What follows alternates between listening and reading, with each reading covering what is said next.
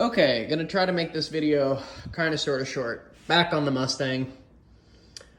Pulled the 6. I'm dropping a V8 in it, not because I didn't like the 6, but because it broke a valve spring in the head. Motor still ran, it just made a hell of a lot of noise. But I said if I'm gonna pull it again, I'm doing a V8, so that's what we're here for. Regardless, I was gonna do this 8.8 axle swap. So this is how you do it in these first gen Mustangs. This is a 66. I've heard some people say you can do this without shortening the axle. I don't know. I've seen a video of it on YouTube's, and he says so long as you don't lower it, in the comments he says this, as long as you don't lower it a whole bunch, you should be fine. This car is lowered a whole bunch, so I shortened mine for good measure. Anyway, you're looking for an Explorer with a live rear axle. This one was marked as an 03 in the junkyard. I don't know if it was actually an 03. Sometimes the junkyard marks crap wrong. But that's what it was marked as. It's an Explorer Sport, 31 spine axles, 373 gears with disc brakes. If you want to do this swap and you want to do it via shortening the axle, you take 2.78 inches out of the driver's side, cut off all the brackets and whatnot. Then you're going to grab another passenger side axle, and because you're going to make both sides the same. And then you're going to keep those U-bolts, because the 3¼ inch width on these U-bolts is kind of difficult to find at your local parts store. So if they look like they're in pretty good shape, keep the U-bolts so you don't have to blow 40 bucks on a pair of them like I did. And then you're going to worry about your spring perches. So the factory ones, at least on the Ford 7¼ inch rear ends that came in the 6-cylinder cars, is like 3 inches wide. It's unbelievably wide. I couldn't find a 3-inch wide leaf spring perch, so I bought this Moroso one that is 2.5 inches wide, and I made it work. It works actually beautifully. It takes up the entire width of this leaf spring very nicely, so you don't need the 3-inch wide one that's on there from the factory.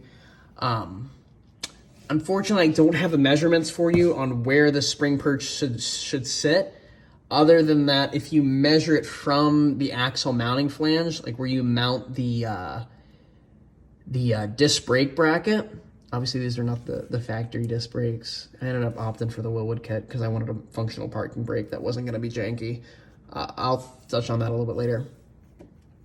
But from the mounting flange to the edge of this, the outside edge of this leaf spring perch is about, I think it's almost exactly 2.5 inches. So I put them 2.5 inches inboard, and fits beautifully in the car. I'll show you the fitment outside here. That's the fitment.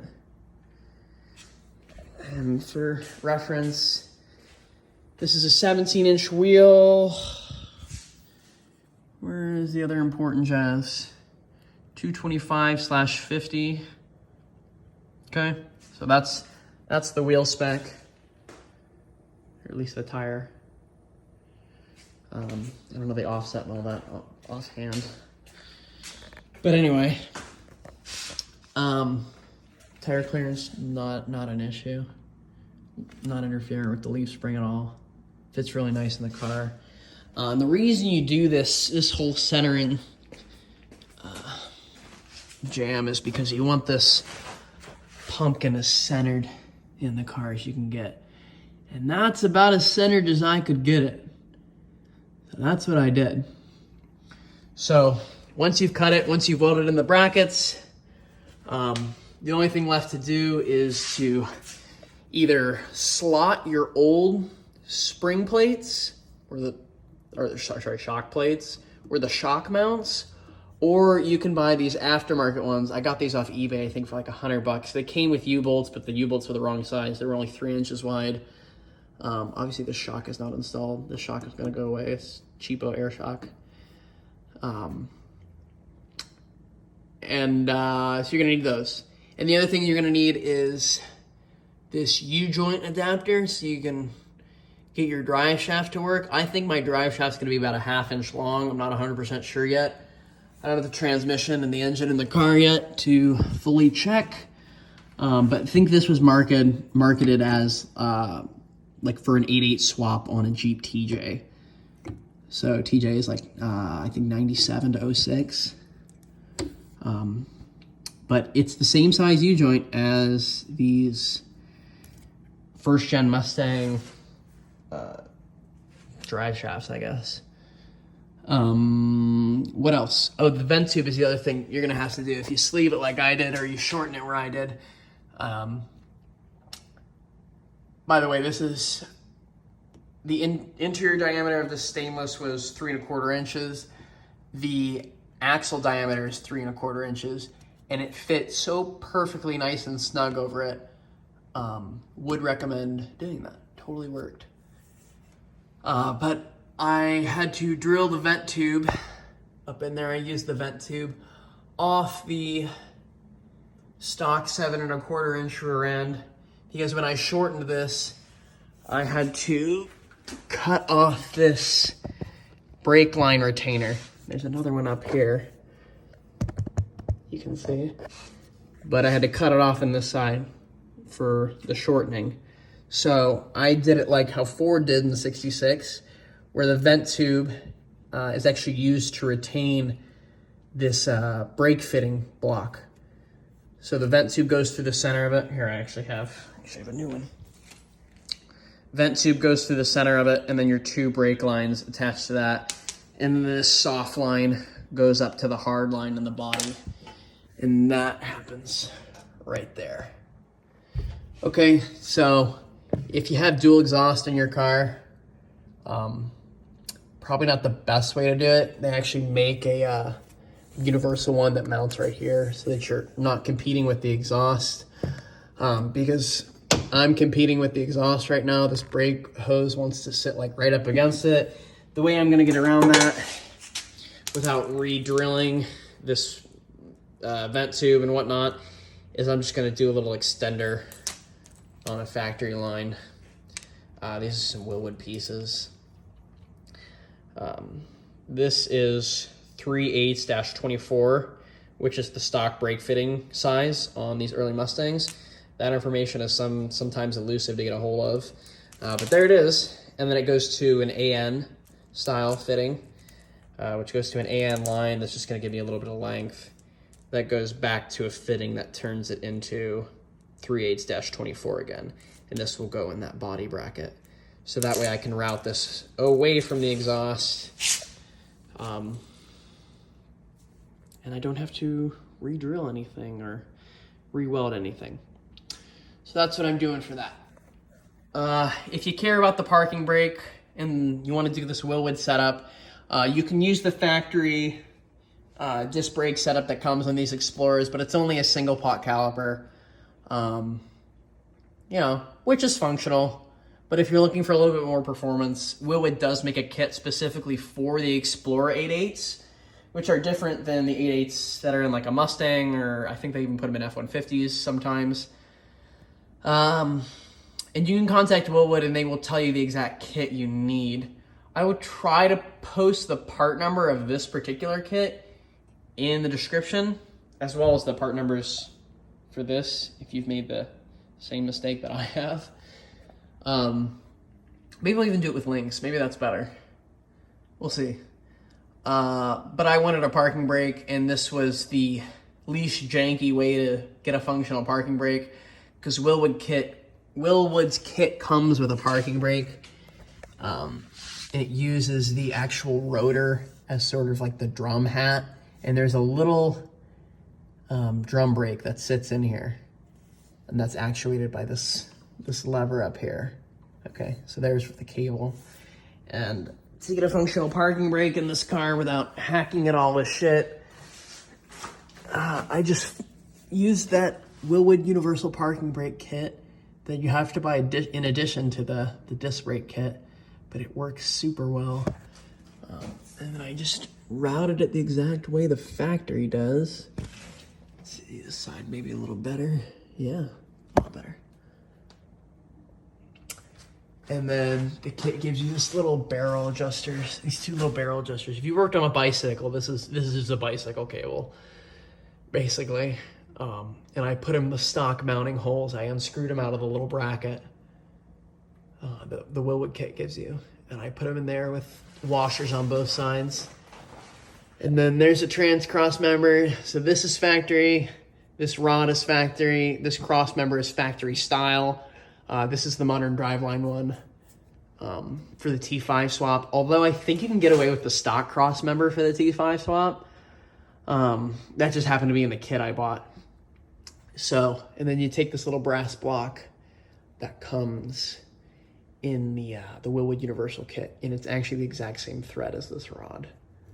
So you just thread it on there, you stick the two metal lines through, and you tighten down the little set screws, and boom, you got a parking brake.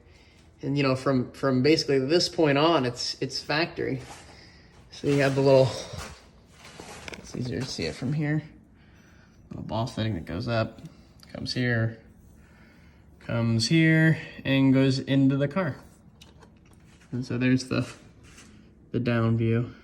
I don't think I'm gonna run into any drive shaft issues because the tail shaft on the T5 is, I don't know, about here. So I think by that time I'll have cleared any interference with these lines. But if not, I will figure out a way to drop this lower, but I think it's gonna totally work. Also, this cross member is not tight in the car. Just mocked up in here. So that's what you're gonna need to do a 8/8 swap in these first gen Mustangs. The welding can be done by, I don't know, any good machine shop or fabricator. It'd be like $100. I did it myself with the Harbor Freight Special.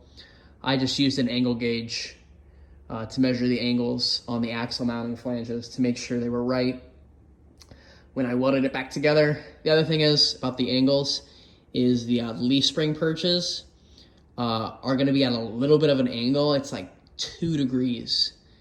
It's almost nothing. I took the angles off the stock 7 1/4, and that's about what it was. And it sits just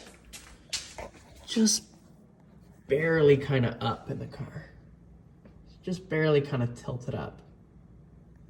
And I think that's gonna work. But from what I understand, there's a little bit of leeway with that. And that's it's more important for when you're accelerating.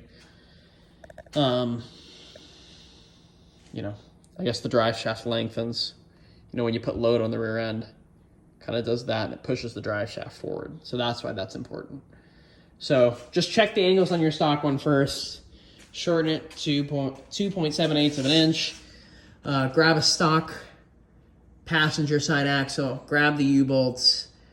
You can get the 2 1/4 or 2.5 inch wide leaf spring perches and weld them on. 2.5 inches inboard from the mounting flange of the axle on both sides, because you're basically making this axle the same on both sides. Drill and tap your vent tube. Buy the new spring plates or modify the old ones, and get that little adapter piece for the U-joint.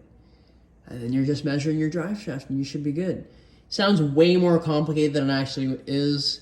It did take me a good amount of time to do this swap though. Just because I wanted to be really sure of a lot of stuff. And the only bearings I replaced in this thing, and seals, the pinion seal was perfect, were the axle seals and the axle bearings on the very ends, which you can, there's a really great video on there on YouTube about how to replace those. And you can actually rent the parts from the auto parts store, or the tools from the auto parts store. And it was super easy. I did it in like 10 minutes. I thought it was gonna be way more difficult. It was not. So that's what it looks like. That's how you do it. Those are the measurements I used, and it fits pretty damn good in the car. And it can be done in one of these first gen Mustangs. So anyway, 14 minutes and like 30-ish seconds. So not bad, shortest one yet. Got any questions, post in the comments. I'm gonna try to post all the part numbers I used for this thing in the description. So Happy hot rodding. There you go.